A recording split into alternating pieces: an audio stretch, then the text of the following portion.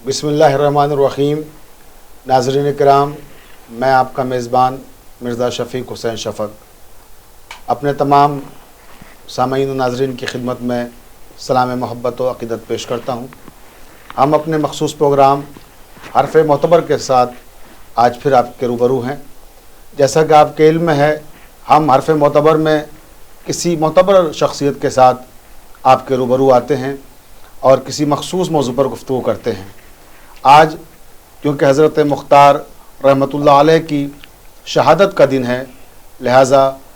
आज हम हज़रत मुख्तार के हवाले से गुफ्तगू करेंगे और हमारे दरमियान इस मौज़ू पर गुफ्तगू करने के लिए हमारे मेहमान हैं हुज्जतुल इस्लाम वल मुस्लिमीन अल्लामा सैयद उरूजुल हसन मीसम साहब क़िबला, हम आपका खैर मक़दम करते हैं। शुक्रिया, जज़ाकल्लाह। जैसा कि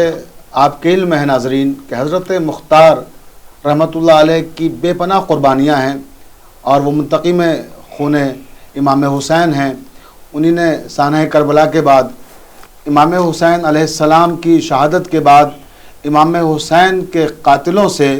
जो इंतकाम लिया है वो तारीख़ साज इंतकाम है। आज हज़रत मुख्तार रहमतुल्लाह अलैह बुज़दिली के ख़िलाफ़ शुजाअत का इस्तारा बन गए हैं, तारीकियों के ख़िलाफ़ रोशनी का मनारा बन गए हैं। तो आइए हज़रत मुख्तार रहमतुल्लाह अलैह की शख्सियत के ताल्लुक़ से हम सरकार से गुफ्तगू करते हैं। क़िबला, हम जानना चाहते हैं, हमारे नाज़रीन जानना चाहते हैं कि हज़रत मुख्तार रहमतुल्लाह अलैह जो तारीख़ इस्लाम की एक अहम तरीन शख्सियत हैं कि इनके जो ख़ानदानी पस मंज़र हैं और इनके जो अदबी इल्मी जो ख़ानदानी असासे हैं जो हज़रत मुख्तार को विरासत में मिले थे, उस हवाले से आप कुछ गुफ्तगू करें। बिस्मिल्लाहिर्रहमानिर्रहीम। अल्हम्दुलिल्लाहि रब्बिल आलमीन वस्सलातु वस्सलामु अला रसूलिल्लाह व आलिहि त्ताहिरीन वल लअनतु दाइमतु अला अदाइहिम अजमईन, अम्मा बाद। जनाब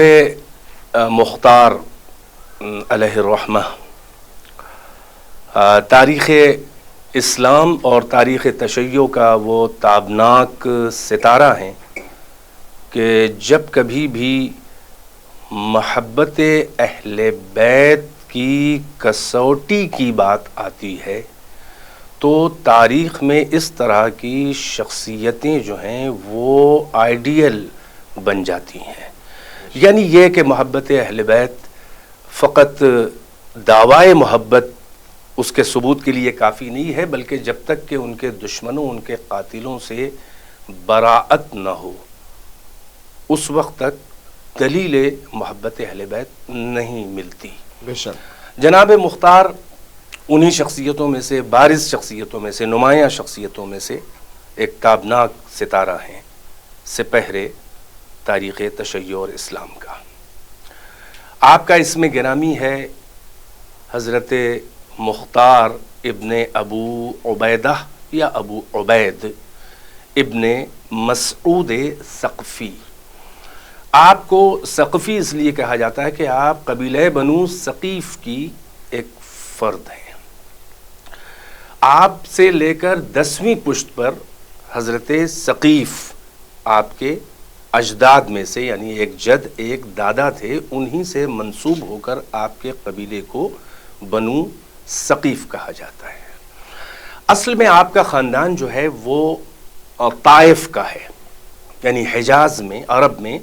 ताइफ़ का जो इलाक़ा है कि जहाँ रसूलुल्लाह ने तबलीग़ दीन इस्लाम में बड़ी मशक्क़तें की, बड़ी अज़ियतें उठाईं और आप पत्थर आपके मारे जाते थे, लहूलुहान होते थे, ये वो इलाक़ा है। और उसके बाद वो ईमान लाया और उसमें से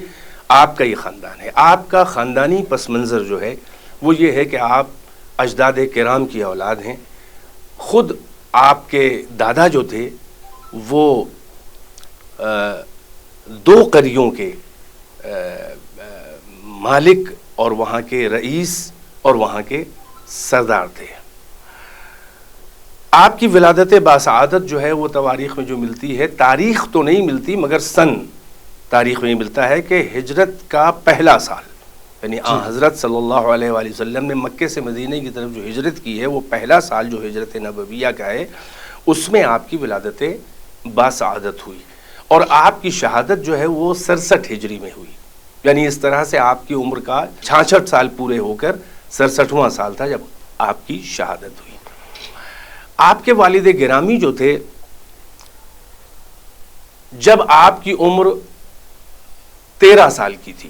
تو خلیفہ ثانی کا زمانہ ہے، معرکۃ الجسر، یعنی یہ آپ کی شجاعت کے پس منظر میں بیان کیا جاتا ہے کہ معرکۃ الجسر جو قادسیہ جنگوں کا ایک ٹکڑا تھا،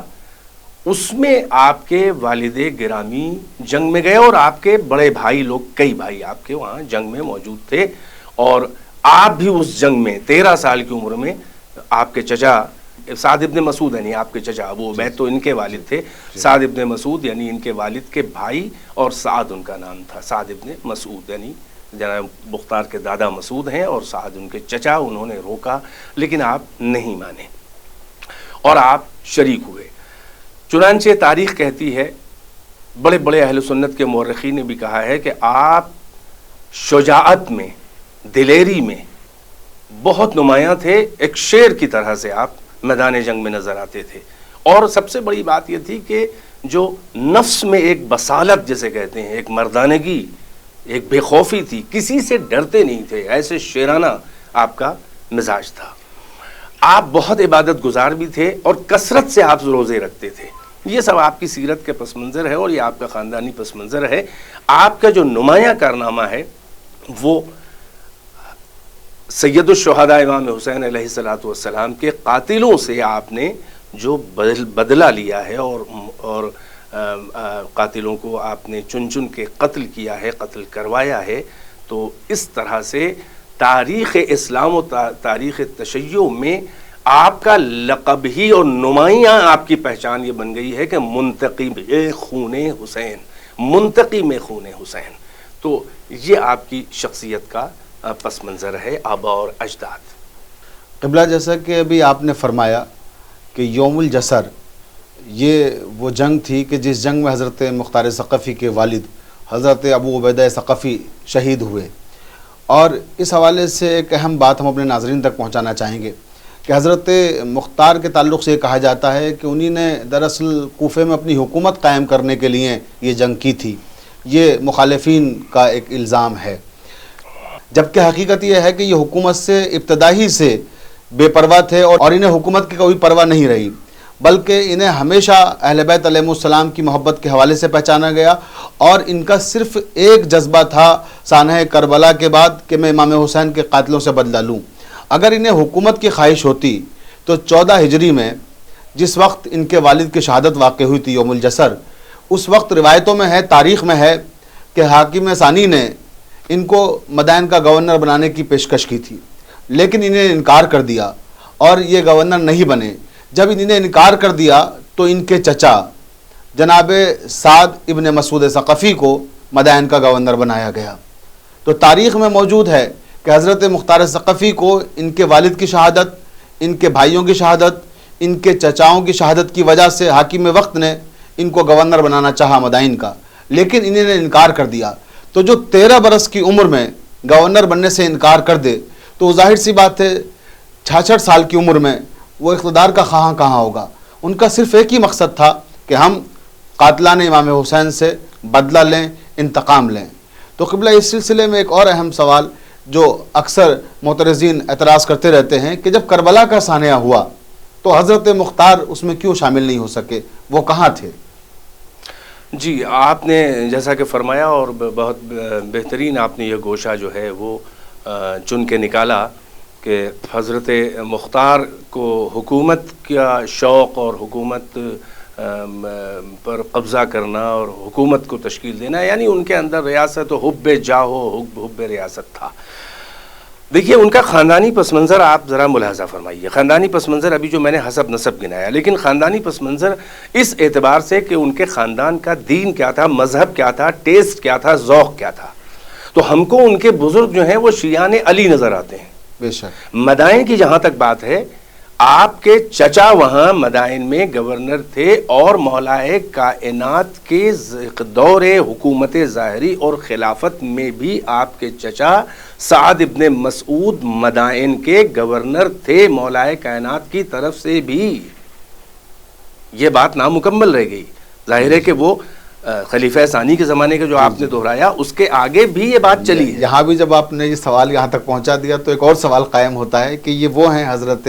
مسعود کے فرزند جناب سعد کہ جو خلیفہ ثانی کے زمانے میں بھی گورنر رہے، خلیفہ ثالث کے زمانے میں رہے، بھی، اور خلیفہ رابع یعنی امام علی کے زمانے میں بھی، اور امام علی کے بعد حاکم شام جب اقتدار قابض ہوتا ہے تو اس کے زمانے میں بھی آپ گورنر رہے. یہی میں عرض کر رہا تھا کہ دیکھیے کسی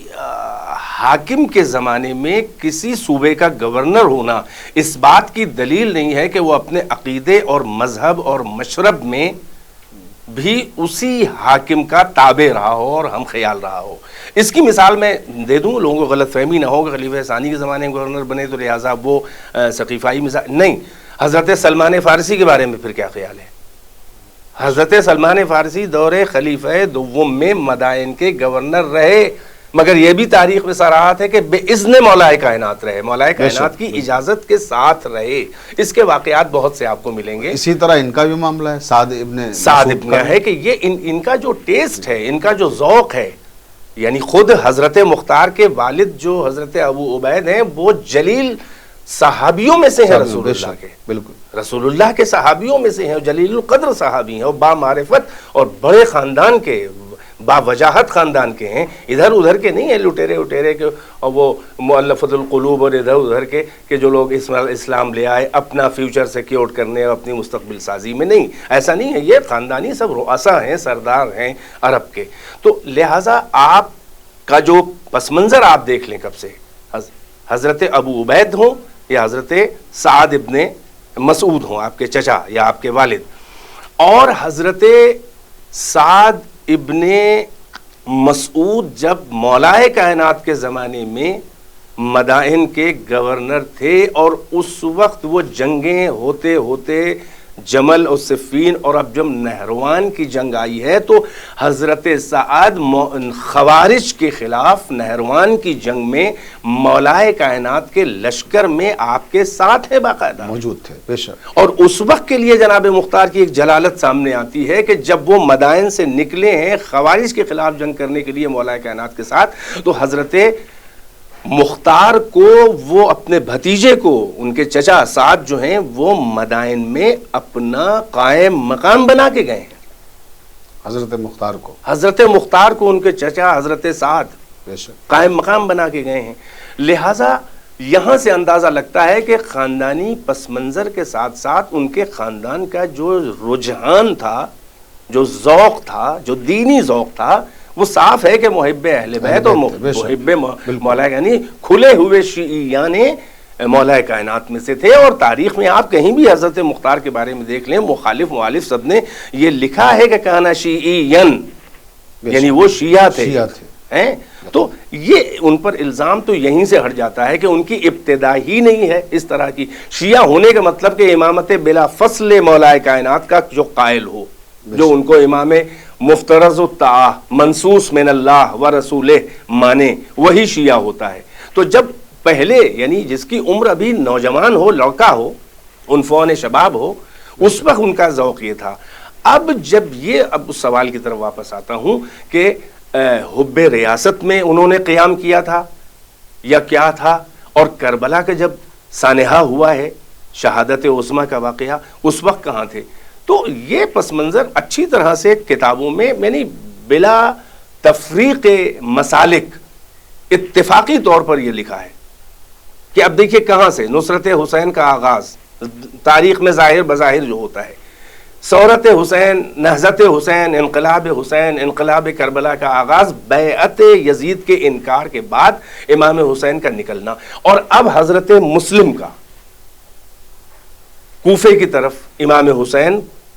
کا ان کو بھیجنا اپنا جانشین، اپنا نائب بنا کر اپنے لیے بیعت لینے کے لیے. تو حضرت مسلم ابن عقیل کے سب سے پہلے ناصر، مددگار، مہمان نواز، مضیف اور ان کا استقبال کرنے والے حضرت مختار ہیں. حضرت مختار ابن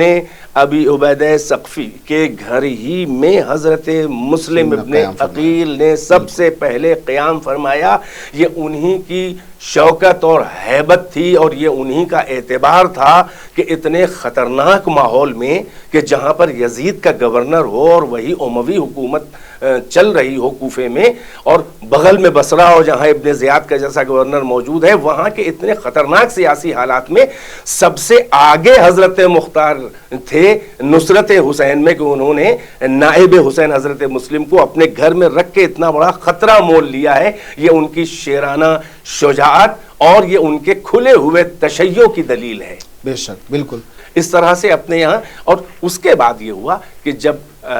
جاسوسوں کو معلوم ہو گیا اور حضرت مسلم کی جان کو خطرہ ہوا گرفتاری کو، تو حضرت مختار کے گھر کو چھوڑ کر وہ حضرت ہانی ابن عروہ کے مکان پہ آئے ہیں۔ اور اس کے بعد میں اس کا جواب ابھی ظاہر ہے کہ میں 2 جملوں میں دینا چاہوں گا کہ کربلا کے وقت وہ کہاں تھے۔ ابھی تک وہ آزاد ہیں، مگر حضرت مسلم کی نصرت اور حمایت کے جرم اور اس کی پاداش میں آپ کو جیل میں ڈال دیا گیا، آپ کو قید میں گرفتار کر لیا گیا اور آپ کو جیل میں ڈال دیا گیا۔ اور جب عبید اللہ ابن زیاد کوفے کا گورنر ہیلے حوالے مکاری دھوکے سے آ کے بنا، اس وقت جو ہے وہ ان کو گرفتار کر کے لایا گیا، اور ابن زیاد نے باقاعدہ چھڑی آپ کے چہرے پر، آپ کی ناک، آپ کے منہ کے اوپر ماری، آنکھ کے اوپر بلکہ لگی اور آنکھ زخمی ہوئی اور متاثر ہوئی۔ اور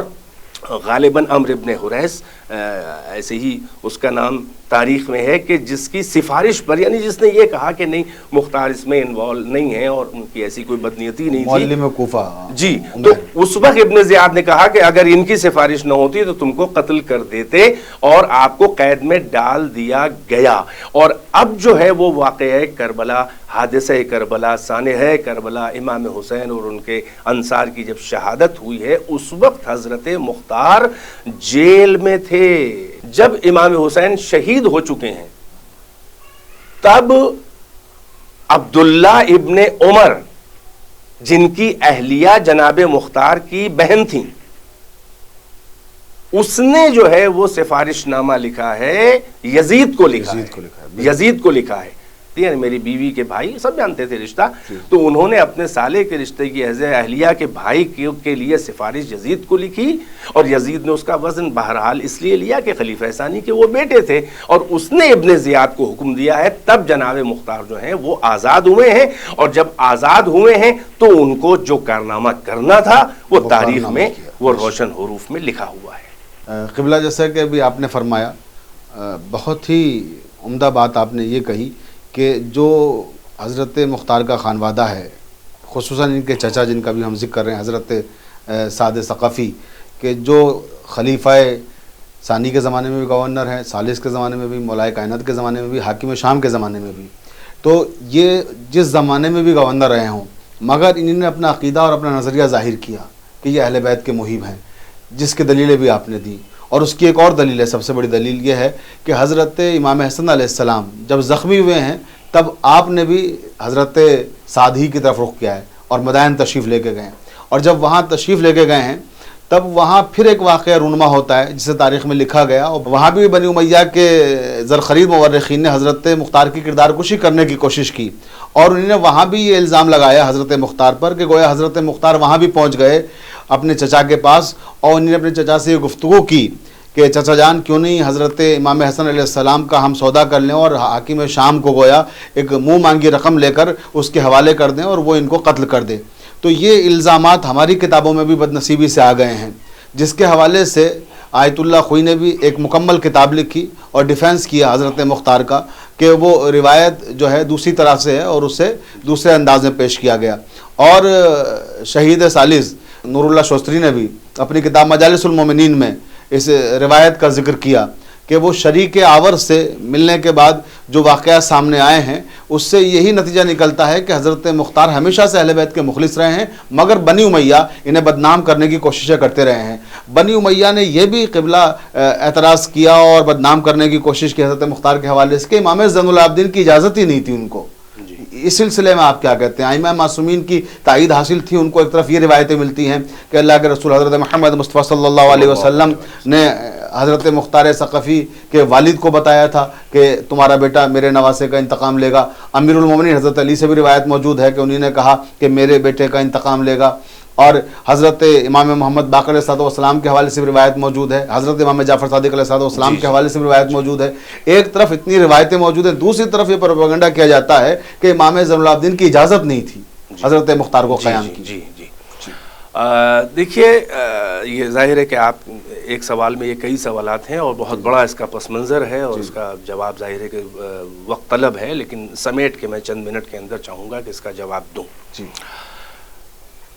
روایات اس طرح کی بھی موجود ہیں. میں نے خاندانی پس منظر کے ساتھ اور خاندانی جو ان کا مشرب تھا، جو ٹیسٹ تھا، تشیع، اس کو بھی دلائل اس کے بیان کیے تاریخی حوالوں سے. خود حضرت اصبغ ابن نباتہ جو مولا کائنات کے صاحب السر اور بہت قریبی اور رازدار آپ کے صحابیوں شیعوں میں سے ہیں، کہ جو ضربت لگنے کے بعد اس حالت میں کہ جس وقت کوئی جو تھا مولا کائنات کو ایک حساب سے پریشان نہیں کر رہا تھا، سوال جواب اس میں بھی اصبغ ابن نباتہ بار بار جاتے تھے اور بار بار سوال کرتے تھے، اتنے قریب ہیں. یہ ان کی ایک روایت ہے کہ وہ فرماتے ہیں کہ میں نے دیکھا کہ مختار کا بچپنا ہے اور مولا کائنات شاہراہ پہ کہیں مختار کو ایک دم سے آپ نے کھیلتا ہوا پایا اور آپ نے ان کو گود میں اٹھا کے اپنے زانو پہ بٹھا کے سر پہ ہاتھ پھیر پھیر کے مولا کائنات کہتے تھے یا کیس یا کیس. کیس کا مطلب ذہین،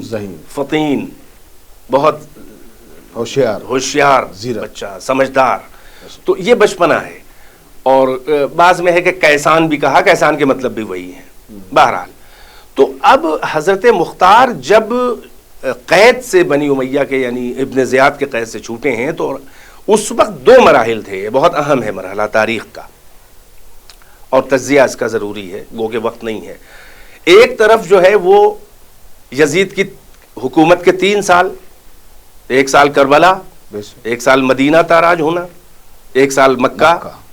جس میں ابن زبیر کا قتل ہونا، عبداللہ ابن زبیر. اب ادھر مصعب ابن زبیر کھڑا ہوا اور اس نے بنی امیہ کے خلاف مکے میں تحریک کی اور وہی امام حسین کے قتل کا بدلہ لینے کے نام سے لی. یہ بھی ایک بدقسمتی ہے تاریخ کی کہ ہمیشہ دشمنان اہل بیت نے انہی کا سہارا لے کر اور انہی کا بدلہ لینے کے لیے، جیسے بنی عباس نے بعد میں کیا، تو یہ مصعب ابن زبیر ہے، اس نے کیا اور اس نے بڑا لاہو لشکر. یہ وہ حضرت مختار ادھر کوفے میں ہیں،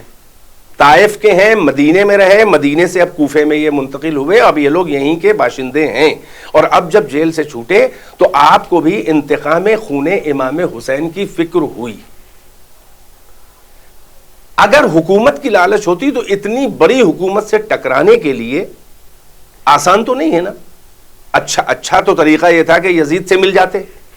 کہیں کی گورنری مل جاتی، بالکل، جبکہ پہلے بھی خاندان میں گورنر رہ چکے چچا وغیرہ. تو مطلب یہ ہے کہ اتنا خطرناک اقدام آپ نے کیا. اور اب جو یہ الزام لگایا جاتا ہے کہ اہل بیت کے مخلص نہیں تھے اور امام زین العابدین کے مخلص نہیں تھے، نہیں، ہمارے یہاں روایات سے یہ ثابت، ہمارے محققین نے باقاعدہ اس بات کو ثابت کیا ہے کہ خفیہ طور پر وہ امام زین العابدین علیہ السلام سے اذن یافتہ تھے اپنے تمام اقدامات میں، خاص طور سے انتقام قاتلان حسین لینے کے لیے. اور یہ ہم ہی نہیں کہہ رہے ہیں، آیت اللہ العظمیٰ خوئی کا بھی یہی نظریہ ہے جیسا کہ آپ نے ارشاد فرمایا. اور خود آیت اللہ خامنئی نے اپنی کتاب میں حضرت مختار کے بارے میں یہ صراحت کی ہے کہ وہ امام زین العابدین علیہ السلام تھے، مأذون اور اجازت یافتہ تھے.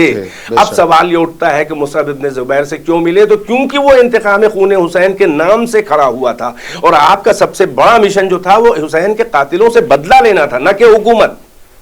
اگر حکومت آپ کا ہدف ہوتا تو عبداللہ مصعب ابن زبیر سے آپ نہ ملتے. دیکھیے یہ بالکل لاجیکل تاریخی بات ہے، تاریخی تحلیل و تجزیہ کر رہا ہوں کہ اگر حکومت تو کہتے ہیں ہم اپنے علاقے پہ حاکم بنیں گے، تم اپنے علاقے میں بنو حاکم، اور پھر ان سے بھی ٹکراؤ ہوتا. ٹکراؤ بعد میں ہوا ہے، مگر جب مقصد ایک دیکھا تو جناب مختار اس سے جا کے ملے اور اس نے ان سے ملنا چاہا اور مل کے یہ انتقام کی کارروائیاں شروع کرنے کا پلان بنا. تو اس نے جو ہے وہ کوفے پر حکومت قائم کر کے اپنی بیعت خلیفۃ المسلمین کی حیثیت سے لینی شروع کر دی. اور جیسے ہی جناب مختار نے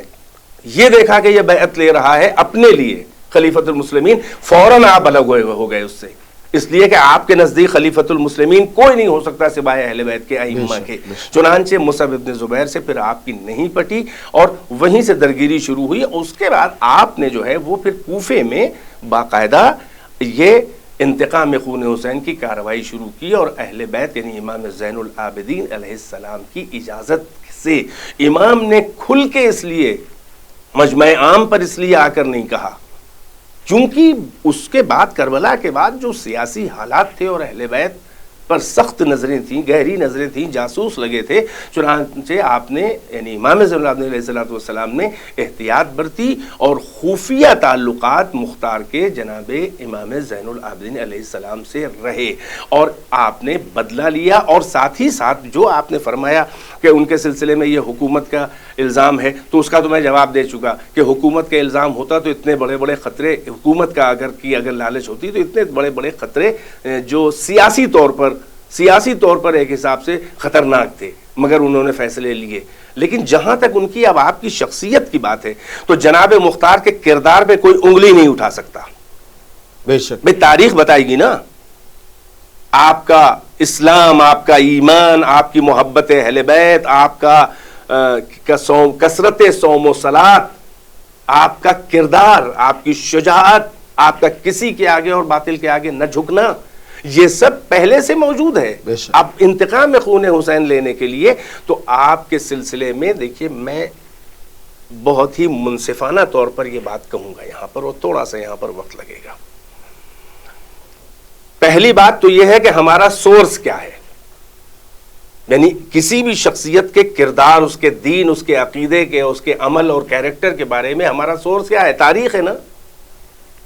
اور تاریخ کے ساتھ ساتھ وہ تاریخ کے جو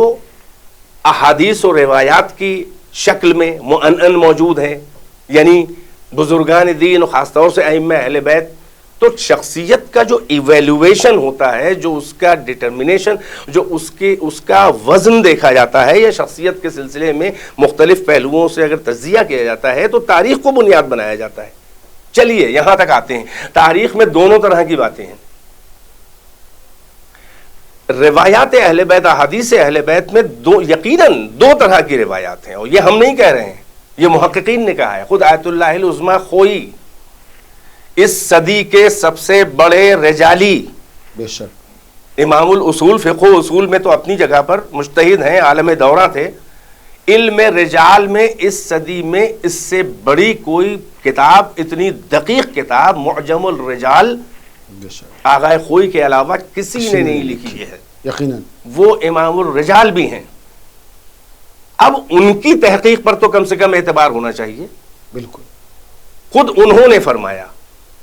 کہ حضرت مختار کے سلسلے میں روایات دو طرح کی ہیں, مدح کی روایات بھی ہیں, ذم کی بھی ہیں. یہ آیت اللہ خوئی کا جملہ ہے, ذمہ داری کے ساتھ کہہ رہا ہوں. مدح کی بھی روایات ہیں جناب مختار کے بارے میں ائمہ اہل بیت سے, اور مذمت میں بھی ہیں, ان کی برائی میں بھی ہیں. وہ کہتے ہیں مدح کی روایات کثرت سے ہیں اور مذمت کی روایات بہت کم ہیں. پھر فرماتے ہیں جو مدح میں روایات ہیں وہ صحیح السند ہیں, جن کی سند صحیح ہے, حسن اور موثق بھی نہیں بلکہ صحیح السند ہے, سلسلہ اسناد صحیح ہے, سب روات اس میں امامیہ اور عدول ہیں, عادل ہیں. تو مدح میں جو روایات ہیں آیت اللہ خوئی فرماتے ہیں کہ وہ صحیح السند ہیں اور بہت ہیں, کثرت سے ہیں. جو مذمت میں روایات ہیں وہ کم ہیں اور وہ ضعیف السند ہیں, وہ صحیح السند نہیں ہیں. چنانچہ مختار نظریہ جو فرقہ امامیہ, طائفہ امامیہ کا ہے, شیعوں کا ہے اور ہمارے محققین کا ہے, وہ یہی ہے کہ حضرت مختار جو ہیں وہ مؤتمن ہیں, امین ہیں, محب اہل بیت ہیں اور اہل بیت کے ممدوح ہیں. مدح کی ہے اہل بیت نے. اب آیت اللہ خوئی سے بڑا تو کوئی رجالی نہیں گزرا ہے. بے شک کوئی ہوگا, کوئی فلسفے میں آگے ہوگا, مانا کوئی عرفان میں, مطلب یہاں پر بات روایات کے جرح و تعدیل کی, اس کی چھان پٹک کی ہو رہی ہے. تو یہ علم رجال کے اتنے بڑے ماہر اس صدی کے آیت اللہ خوئی کا نظریہ حضرت مختار کے بارے میں ہے. اب ہمارے جیسے مولوی کو کیا حق ہے کہ وہ حضرت آیت اللہ العظمی خوئی کی تحقیق سے بھی آگے بڑھ کے اپنے نظریات کو, اجنبی نظریات کو پیش کرے, جبکہ اہل بیت کی سے جو مدح کی روایات ہیں وہ صحیح السند ہیں. اور ساتھ ہی ساتھ آپ یہ دیکھیں کہ خود امام زین العابدین علیہ الصلوۃ والسلام نے دعائے رحمت کی ہے, بے شک, اور دعائے رحمت کی ہے, ان کے لیے دعائے مغفرت کی ہے. خود امام حسین علیہ السلام کا جو خطبہ ہے جو ہمیں عاشورہ جو دن دیا ہے, اس میں بھی ایک جملہ عمر کہ بنی ثقیف کا ایک لڑکا نوجوان تم سے انتقام لے گا. مگر اس کے بعد پھر اس جملے امام حسین کا وہ جملہ, اس کی تائید پھر ان کی اولاد کے ائمہ کر رہے ہیں. جناب زینب کا بھی تو قبل ایک جملہ ہے اسی وقت کا, جب شام غریبہ ان کی چادر چھینی گئی ہے, ان کو کوڑا مارا ہے جب شمر ملعون نے, تو جناب زینب نے بھی یہ کہا ہے کہ تم سے بنی ثقیف کا نوجوان انتقام لے گا, تم نے ایک کوڑا مارا ہے, وہ تمہارے اتنے کوڑے مارے گا تم زندگی بھر یاد رکھو گے. بالکل. تو امام زین العابدین مسکرائے ہیں جب عبید اللہ ابن زیاد مارا گیا ہے, جب شمر ابن ذوالجوشن مارا گیا ہے, جب خولی مارا گیا, جب ہرملہ مارا گیا ہے, تو امام سجاد مسکرائے ہیں. اور چھٹے امام نے فرمایا کہ اس نے ہمارے دلوں کو خوش کیا ہے مختار نے, اور ہمارے گھر میں خواتین نے سوگ بڑھایا ہے مختار کے نے, جب ہمارے جد حسین علیہ السلام کے قاتلوں سے بدلہ لیا ہے. یہاں تک کہ مجھے یہاں ایک روایت اور بڑی اہم یاد آ رہی ہے کہ امام محمد باقر علیہ الصلوۃ والسلام, آپ کی خدمت میں جناب مختار کا بیٹا ابو الحکم آیا. ابو الحکم, جی بے شک, ابو الحکم آیا. اب روایت کے فقرے دیکھیے, اس کا استقبال کیا عزت کے ساتھ, اس کو مرحبا کہا اور اپنے پاس بٹھایا, اور پھر اس نے یہ شکایت کی کہ یبن رسول اللہ, میرے باپ کا جو آپ کے خاندان سے رابطہ ہے مجھ سے بہتر آپ جانتے ہیں, مگر لوگ جو ہیں میرے باپ میں کے سلسلے میں پتہ نہیں کیا کیا لوگ کہتے ہیں, ان پہ الزامات لگاتے ہیں اور ان کو یہ کہتے ہیں وہ کہتے ہیں. تو امام نے یہ صاف لفظوں میں کہا کہ اللہ اس پہ رحم فرمائے, اللہ اس کی مغفرت فرمائے, اور جناب مختار کی مدح کی امام محمد باقر نے اس سوال کے جواب میں, یعنی حجت خدا لسان اللہ ہے امام محمد باقر, اگر ایسا کچھ ہوتا تو وہ بے مروتی سے کہتے کہ ہاں تمہارے باپ نے جو کیا وہ ایک الگ پہلو ہے, وہ کوئی کافر بھی ہمارے دشمنوں سے انتقام لیتا تو بہرحال ہمیں تو خوشی ہوتی, مگر اس نے ان کے کردار اور ان کے عقیدے کے بارے میں سوال کیا. لوگ وہی کہ حکومت کی لالچ تھی, ایسا تھا ویسا تھا, اور ائمہ سے کوئی ضبط نہیں تھا, بلکہ ائمہ کے خلاف اور ائمہ کے مقابل اپنے کو امام و خلیفہ سمجھ کے بیعت لی ہے. فوراً امام کہتے, نہ چوتھے امام نے کچھ کہا, نہ پانچویں امام نے کچھ کہا, نہ چھٹے امام نے کچھ کہا, بلکہ سب نے تعریف کی, حتیٰ کہ امام رضا تک کے روایات وقت نہیں ہے کہ دوہراؤں موجود ہیں کہ جناب مختار کی تعریف کی. تو میرا کہنا یہ ہے کہ جناب مختار کی برائی, اب ایک جملہ کہہ کے بات کو اس سوال جواب کو تمام کروں. دیکھیے, اگر نواسب, خوارج, دشمنان اہل بیت, نمخاران بنی امیہ, ان کے ملا, ان 1400 سال کے اندر اگر جناب مختار کی کردار کشی کر رہے ہیں تو سمجھ میں آ رہا ہے. ان کا سسٹم الگ ہے, وہ ثقیفائی سسٹم کے لوگ ہیں, وہ اموی سسٹم کے لوگ ہیں, معاویہ کی امت ہیں, وہ یزید کے آج بھی اس کو امیر المومنین رضی اللہ کہنے والے ہیں. اگر تاریخ میں اس طرح کے کچھ خائنین دشمنان اہل بیت نواسب اگر ہیں تو ان کا تو یہ نفسیاتی حق بنتا ہے کہ وہ قاتلان حسین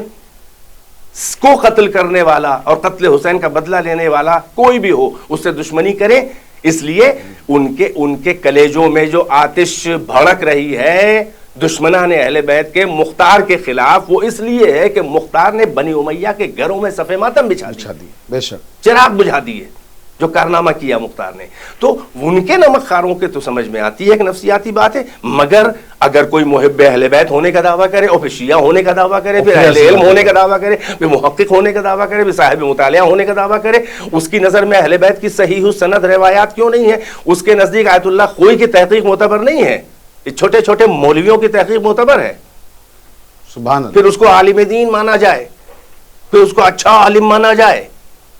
ٹھیک ہے, جناب مختار ہمارے عقیدے کا کوئی جز نہیں ہے, وہ معصوم نہیں ہے, منصوص من اللہ نہیں ہے, وہ ائمہ, لیکن جو ائمہ کا سند یافتہ ہو, ائمہ نے جہاں مہر لگائی ہو, حدیثیں موجود ہیں, آیت اللہ خوئی گواہی دے رہے ہیں, آیت اللہ مامکانی گواہی دے رہے ہیں اپنے رجال کے اندر, امام رضا والی اور امام صادق والی روایات کے بعد وہ کہہ رہے ہیں کہ اس روایت سے, اور صحیح السند روایت رجالی ہیں, رجال مامکانی بہت مشہور کتاب ہے, آغا خوئی کی کتاب سے پہلے وہی سب سے معتبر مانی جاتی تھی, تو آج بھی مانی جاتی ہے, اس میں وہ تعریف کر رہے ہیں. تو میرا میرا کہنے کا مطلب یہ ہے کہ ایک طرف ائمہ کی روایات ہیں، صحیح سند روایات ہیں، بڑے بڑے رجالی ہمارے، بڑے بڑے ثقہ محقق ہمارے، بڑے بڑے علماء، انہوں نے حضرت مختار کی تعریف کی ہے اور ائمہ کی روایات کو دہرایا ہے، اور دوسری طرف جو ہے وہ الزام لگانے والے ٹچ پنجیے ہیں، کوئی کہہ رہا ہے نبوت کا دعویٰ کیا تھا، کوئی کہہ رہا ہے امامت کا دعویٰ کیا تھا، کوئی کہہ رہا ہے محمد ابن حنفیہ کو امام نہیں، امام سجاد تقیہ میں تھے، امام سجاد جو ہیں وہ اس خوف و ہراس کے عالم میں تھے کربلا کے بعد،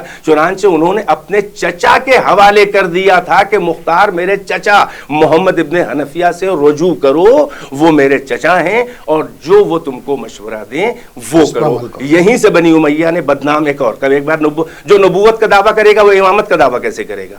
یہیں سے بات باطل ہے، یا بھائی یہ دعویٰ مان لو یا وہ مان لو۔ اور جو نبوت امامت کا دعویٰ کرے گا تو وہ محمد حنفیہ سے مشورے کیوں لے گا؟ جو نبوت کا دعویٰ کرے گا وہ امام کیوں بنے گا؟ جو امامت کا دعویٰ کرے گا محمد حنفیہ کے پاس کیوں جائے گا؟ چنانچہ یہ ایک اور فرقہ نکالا گیا اہل بیت کی دشمنی، مختار کی دشمنی میں، کہ یہ محمد حنفیہ کو امام بیعت کر کے امام مانا، اور اس فرقے کو فرقہ کیسانیہ انہی کے نام سے، یا کیس یا کیسان جو ان کا نام پڑ گیا تھا مختار کا، یہ نکالا گیا۔ یہ سب جھوٹ ہے۔ بعد والوں نے اگر اس سے فائدہ اٹھا کے فرقہ کیسانیہ نکالا ہو، جو آج زندہ بھی نہیں ہے، وہ مر بھی چکا ہے، وہ جب محمد حنفیہ علیہ السلام نے جو دعویٰ اگر کیا بھی تھا تو امام سجاد کی امامت منصوص من اللہ کو اور ثابت کرنے اور تقویت کرنے اور اس کا شہرہ کرنے کے لیے، شہرہ آفاق ہو جائے کہ میں ہوں حسین کا بھائی اور ان کا چچا، اور وہ حجر کی گواہی، وہ سب، تو اس سے ثابت ہوتا ہے کہ کوئی فرقہ نہیں تھا مختار کا سوائے وہ اہل بیت کے محب تھے، شیعہ تھے، محب علی تھے، منتقم خون حسین تھے، عابد شب زندہ دار تھے، قائم اللیل تھے، صائم النہار تھے، اور ان کا سب سے بڑا کارنامہ یہی ہے کہ وہ انتقام خون حسین کا، منتقم خون حسین کا استعارہ بن گئے ہیں، اور ان کی سب سے بڑی پہچان یہی ہے۔ ناظرین کرام، آپ نے دیکھا کہ قبلہ و کعبہ نے حضرت مختار ثقفی کی شخصیت کے مختلف پہلو، مختلف جہات بڑی خوبصورتی کے ساتھ ظاہر کی، اور بہت سارے اعتراضات جو دشمنان اہل بیت کی طرف سے ہوتے ہیں ان اعتراضات کے جوابات بھی دیے، بڑے مدلل اور بڑے معقول جوابات تھے جو قبلہ نے دیے، جس سے حضرت مختار ثقفی کی جو اصل شخصیت ہے وہ ہمارے سامنے آئی، اور جو مخالفین کے اعتراضات ہیں اور جو اس طرح کے بنی امیہ یا بنی عباس کے زرخرید لوگ ہیں جنہوں نے حضرت مختار کی کردار کشی کی کوششیں کی ہیں، ان کوششوں کو آپ نے دیکھا کہ قبلہ نے اپنے مدلل جوابات سے کس طرح سے ناکام بنایا۔ اور آج کا وقت ہمارا اسی کے ساتھ ختم ہوتا ہے۔ آج 14 رمضان ہے، حضرت مختار کا یوم شہادت ہے، جیسا کہ ہم نے شروع میں بھی ذکر کیا تھا۔ ہم نے حضرت مختار ثقفی کو خراج عقیدت پیش کرنے کے لیے حرف معتبر کا یہ پروگرام ان سے منسوب کیا تھا۔ اسی کے ساتھ اپنے ناظرین سے اجازت لیتے ہیں، اور انشاءاللہ پھر ہم بہت جلد کسی نئے مہمان کے ساتھ حرف معتبر میں آپ کے روبرو ہوں گے۔